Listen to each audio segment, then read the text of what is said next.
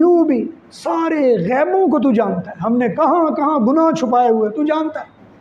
बस सत्तारुल अयूबी, अल्लाह हमारे सारे ऐबों को भी तू छुपाने वाला।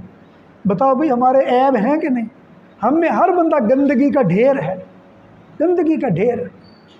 गंदगी के ढेर के पास से गुजरे तो नाक बंद करते हैं, और हमारी तो हालत ही हम समझते पता नहीं क्या बला है। और फरमाया वग़फ़ारुद्दुनूबी, अल्लाह तू तो गुनाहों को ऐसे ही माफ़ कर देना। अल्लाह तो माफ़ करने पे आता पता भी नहीं चलता ऐसे, क्योंकि अल्लाह ताला गिनती के नहीं माफ़ करता। आज इस टाइम इतने बजे तुमने इस तरह तौबा की है, लिहाजा ये गुनाह माफ़ किए, बाकी नहीं ना।